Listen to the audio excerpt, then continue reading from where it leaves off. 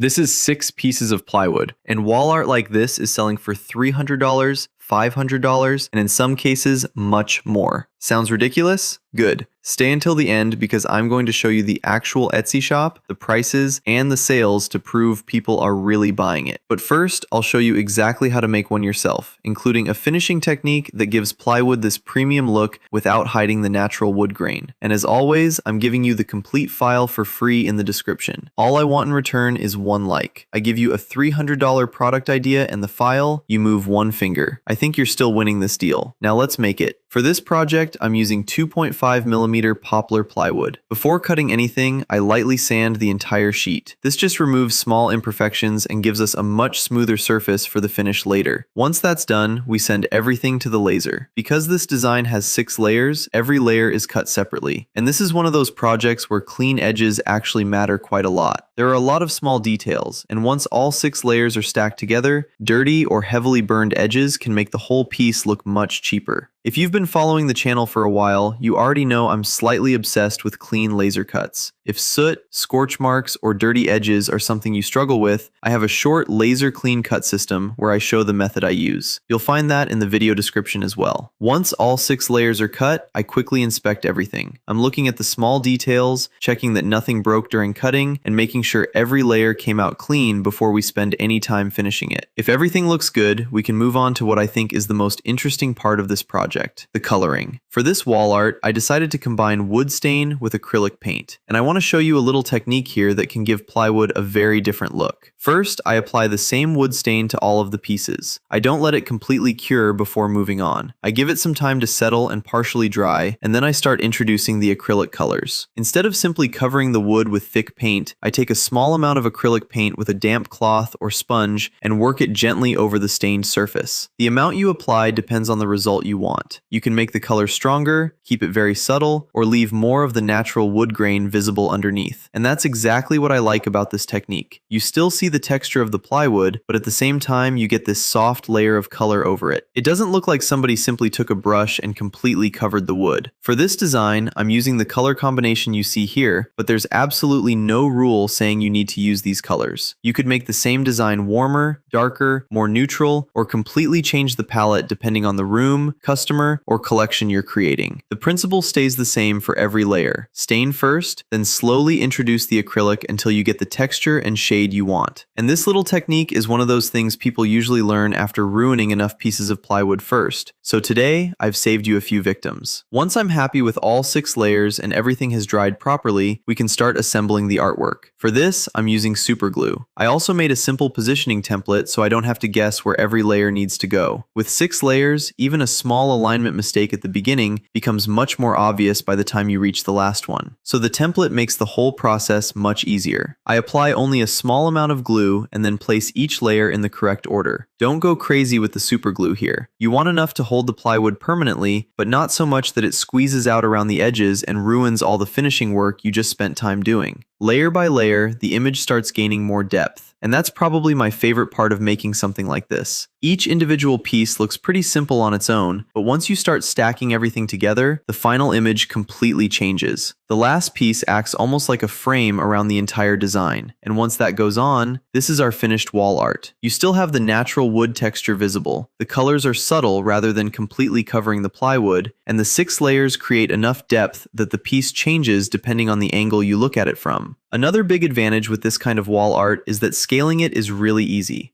There are no tabs, slots, hinges, or complicated joints that need to stay at a specific size. If your laser has enough working area, you can simply scale the entire design up and make a much larger version. And that becomes very important when we start talking about price, because now we get to the part I promised you at the beginning. Can people really sell layered plywood wall art for $300 or more? Let me show you. Take a look at this Etsy shop. A big hello to Tina and John who are behind the shop. Their business is heavily focused on layered wooden wall art, and if you look through their listings, you can immediately see that they've built a very recognizable style around it. A lot of their work is focused around outdoor and nature themes, and the prices are definitely not what most beginners expect when they think about laser cut plywood. Depending on the design and size, some of the listings go into the hundreds of dollars, with some much larger pieces reaching far higher prices. Now, listing something for a high price is easy. I could list this one tomorrow for $10,000. That doesn't mean my retirement starts on Monday. So the more interesting question is,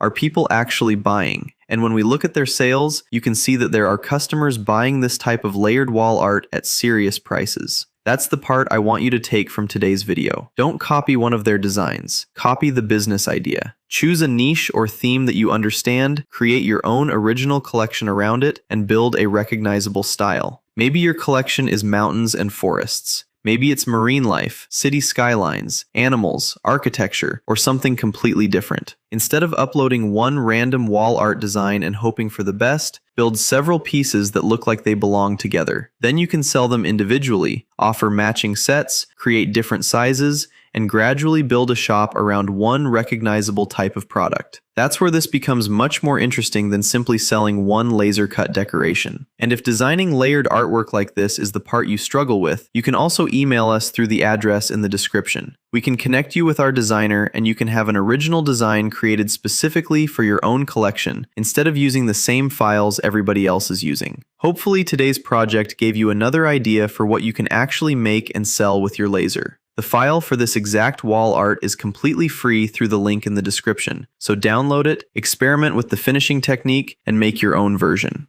I'll see you tomorrow for day 26.